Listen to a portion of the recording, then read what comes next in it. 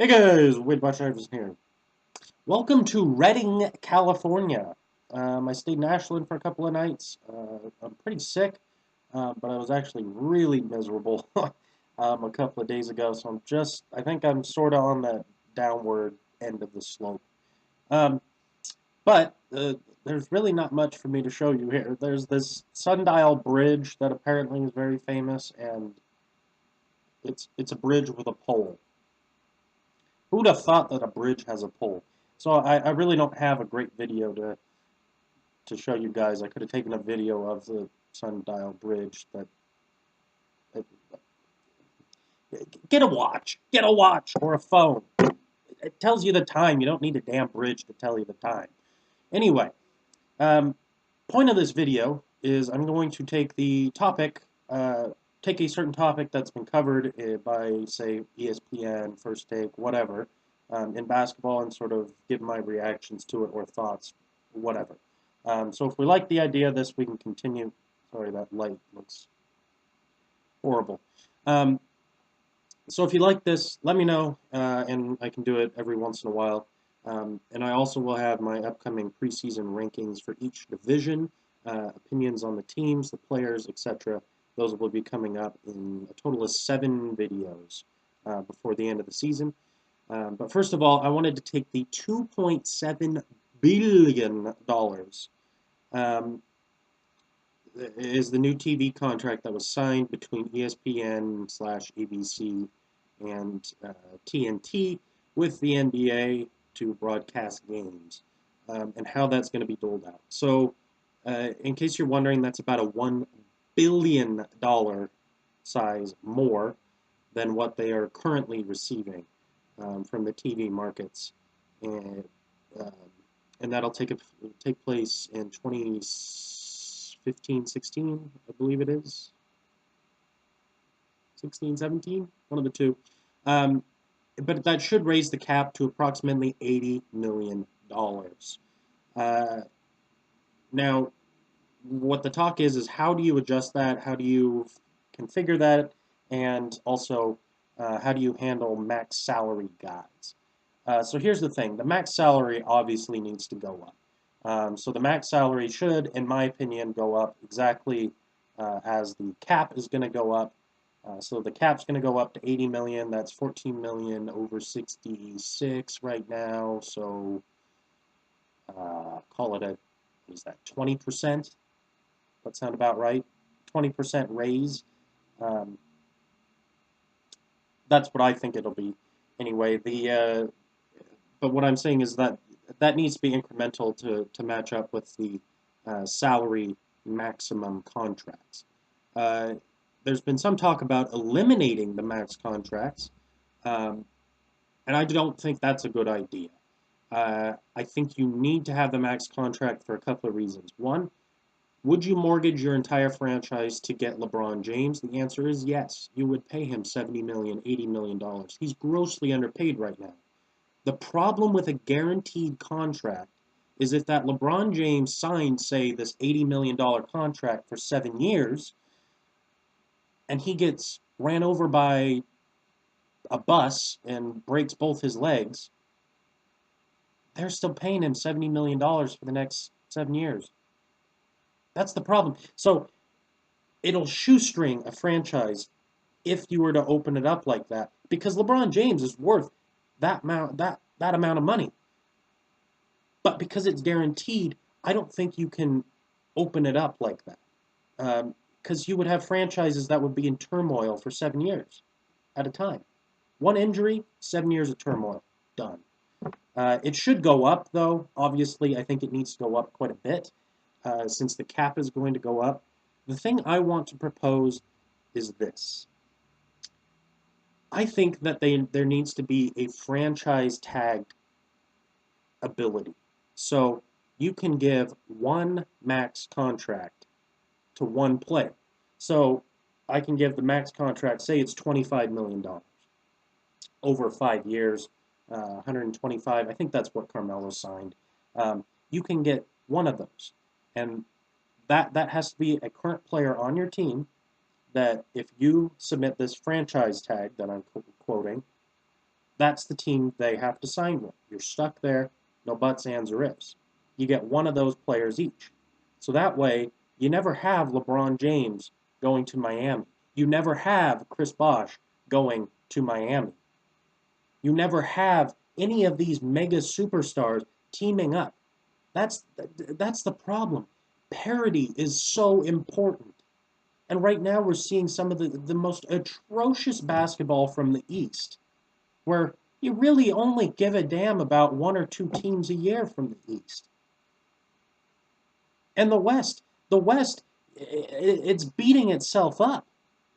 I mean, you have teams that are going to go 5, 6, 7, 8 games above 500 and aren't going to make the playoffs. Well, you have a team in the East that's going to be, what, 20 games under now?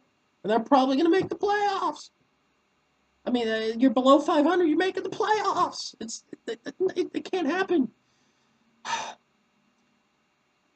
The NFL has done so well by the fact that you never see these super teams form. As soon as a team wins the Super Bowl, you start looking at which players are they going to lose. It's so hard to repeat. And it's phenomenal to watch. You have tiny little cities that can compete in the Super Bowl. The market size doesn't matter. You have Aaron Rodgers in Green Bay, Wisconsin, for Christ's sakes. Who the heck is ever, as a superstar in the NBA, gonna go say, I want to go up to Milwaukee and play some basketball? Let's do it. They haven't. They haven't. Milwaukee's never going to get a superstar. It's not going to happen. Jabari Parker, let's say he becomes the next LeBron James. Chances of him resigning in Milwaukee? Slim to none. I don't want to see Chris Paul leave New Orleans, the team that drafted him, and go to the Los Angeles Lakers to go be with Kobe Bryant. I don't want to see that. And here's the reason I don't like these super teams. When I went to go see a Cleveland Cavaliers game with LeBron James on it, and you watched him, and you say he was playing, let's go with the Raptors in the early days. What I knew coming into that game is that I was going to see an absolute show by King James, and I was going to see an absolute show by Vince Carter. I was going to see Vince Carter at 130% max effort all the time, because in order for their teams to win, it is going to take 100% all the time. And you always get the best of that one star. You're going to see remarkable plays by LeBron James because he's going to have to go at 100%. You're going to see amazing dunks by Vince Carter. That's the great part, is that even if you have a team that's not going to make the playoffs, say the Toronto Raptors, for example, back then, every night you got to go watch Vince Carter. How much fun was that? To go see the high-flying, just incredible athlete, incredible player. You could appreciate something other than winning. And now all we have as fans is appreciating winning. We don't get to appreciate the players, appreciate the skills in the same way, because we get a fraction of what they can do. You can't tell me that LeBron James is going in against the Charlotte Hornets as part of this Miami's big three or whatnot, thinking, I gotta prepare for this. This is, an important game. He's coming in, he'll give 60, 70% effort for, a few quarters until they run up the lead 30 points. And you can't tell me he's going to come in and play hard in the fourth quarter. He's not. He's not. It's not going to happen. Why would he? You want to rest him so that when there is a crunch time game, a playoff game, or something like that, he's 100%. That's the problem when you have these max contracts that allow players to go wherever they want. Because every team is going to give LeBron James a max contract. Every team would give Chris Bosh a max contract. Every team would give Dwayne Wade a max contract coming out. All those teams would. So now all they got to do is just choose. I want to go to Miami. I want to go to LA. Because they have no other reason to stay with the franchise. They don't. That's the problem. So that's why I think we need to put in this franchise tag. I want to see a superstar in these rare places. I want to see Milwaukee, hold on to a superstar. I want to see the Charlotte Hornets keep, Chris Paul for his entire career. Because when I want to go to a Charlotte Hornet game, I want to see, a New Orleans game, New Orleans Hornets game. I want to be able to see the amazing things that Chris Paul can do. I want to be able to appreciate that.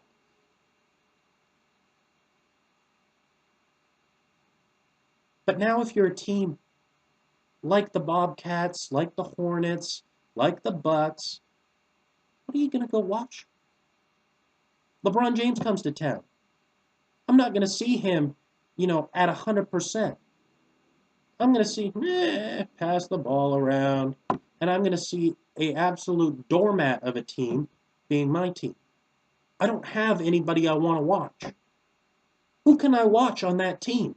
I got a bunch of 19-year-old, 18-year-old rookies trying to rebuild. I don't get that one core, meaty, juicy guy that I can just attach onto. The talent just gets fractured. You don't see the best of these superstars.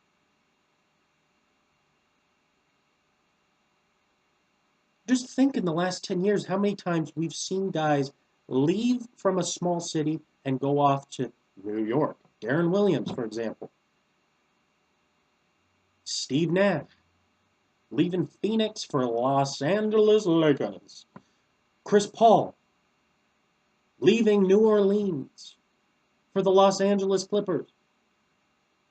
Carmelo Anthony, leaving Denver for the New York Knicks. LeBron James, leaving Cleveland for Miami. Chris Bosh, leaving Toronto for Miami. Go through all those teams. Who do you want to watch? Who do you go out to a game for? Why would you go out to a game for those guys? And on the flip side, if you're a Los Angeles Lakers fan, I'm not going out there thinking I'm going to see something amazing. I'm thinking I'm just going to see a beatdown. That's the problem with these super teams. So take away having these players, choosing to join forces because there is no incentive to go to a smaller market. But if I franchise tag that one guy down, he's not leaving my tiny little city. He's making his money, and he's got to build it here.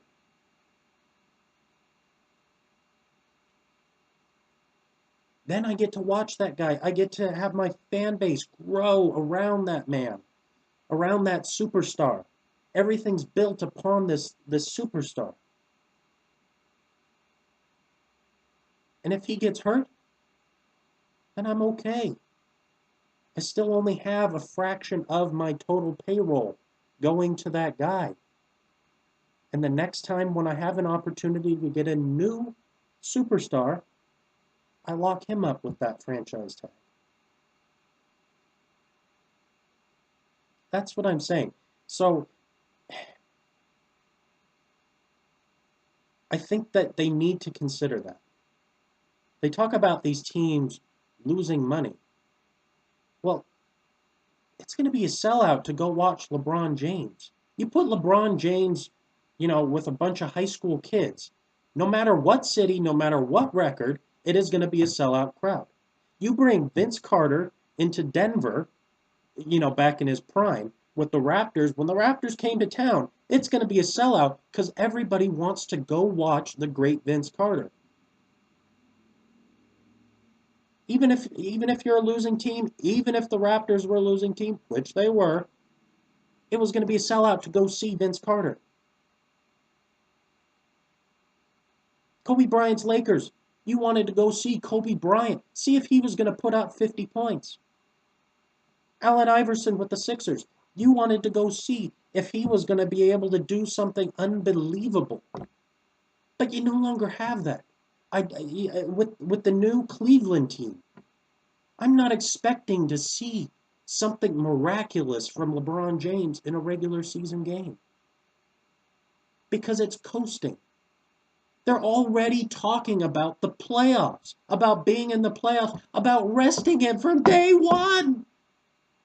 I don't want teams to come in knowing that they've got the playoffs locked down. Give me some parity. A little bit of parity. Have superstars stay where they are.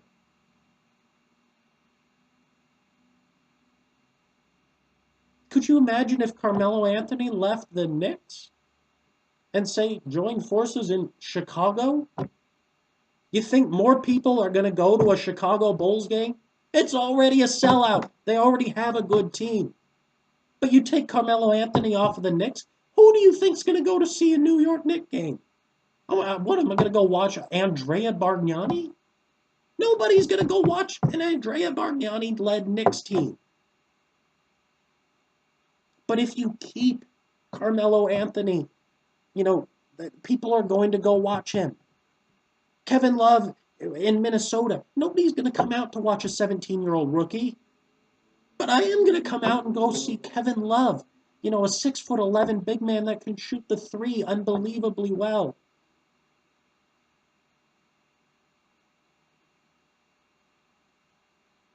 Please. Just a smidgen of parity. I don't want to see Dwight Howard and James Harden and, going in, getting Chris Bosh and assembling a super team. Because as we have it now with these max contracts, we get 3 or 4 super teams, and the rest, the rest have zero chance, not a chance in hell of making any noise in the playoffs. So it becomes so unimportant, these regular season games. It's unwatchable. Hell, the first couple rounds of the playoffs are just meaningless. You watch an 8 seed from the East go up against the Cleveland Cavaliers with LeBron James, Kevin Love, Kyrie Irving, Dion Waiters. Yeah, you already know the outcome. Who cares? It's not. I'm not going to watch it. Why would I watch it? They're not even going to play 40 minutes. I'm not going to see something unbelievable because the talent level is so much higher.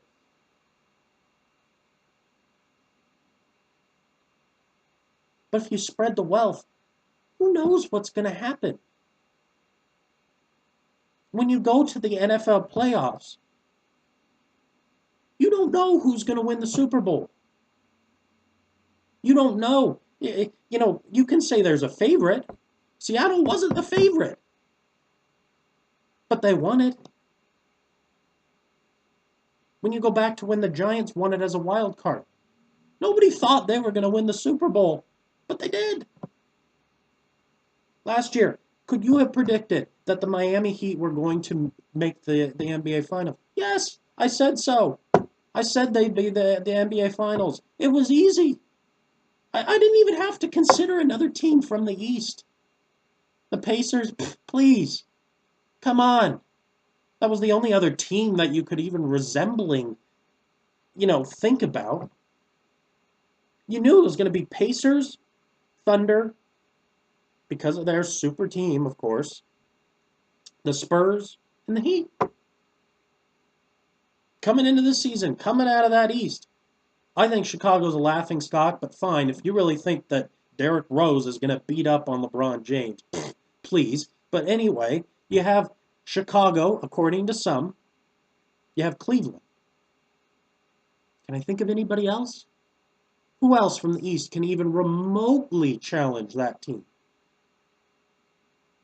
So, going into the playoffs, when I have, let's say, LeBron and the Cavaliers come out as the 3 seed, am I going to care about watching that first round playoff match of 50 million games? No, because it's going to be a beatdown. Am I going to care about the second round? No, because it's going to be a beatdown.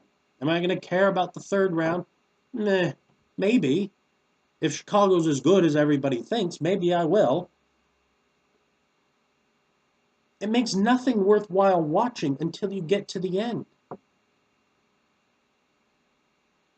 If LeBron plays against, say, the Thunder, he's okay with taking a loss to the Thunder. Why? Because it's a meaningless game. He's already locked into the playoffs. That game doesn't matter. He loses that game, so what? They're still in the playoffs. It just makes it so damn meaningless.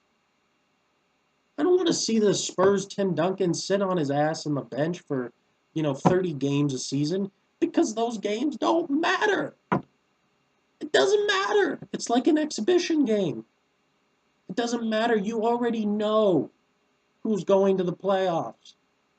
Give or take the 8th seed, which is a meaningless one too, because most of the time it's a team that has a losing record. That's the only thing you're watching for at the end. Ooh, battle for the playoff position. You think that Miami was going, oh no, we're the number 2 seed and not the 1. It's going to be so hard in the first round. We're going to get killed. No.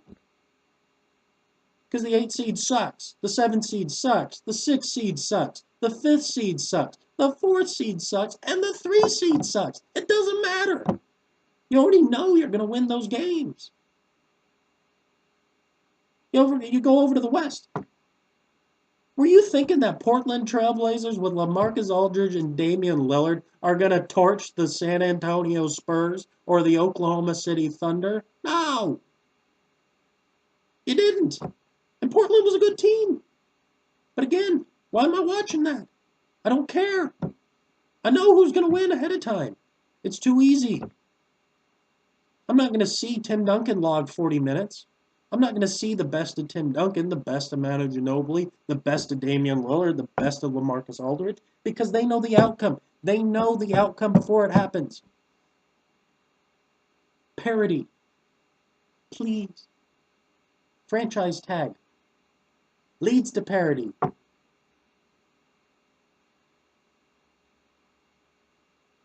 of the unfortunate thing. Let me know what you guys think. Do you think that a franchise tag for that max salary, like I was talking about, would be good for the league? Do you think it would increase parity? Do you think parity is good, or do you think the super teams are good?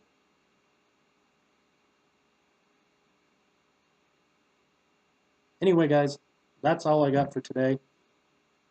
I'm going to go deposit about a half gallon of snot somewhere else. Talk to you guys later. See ya.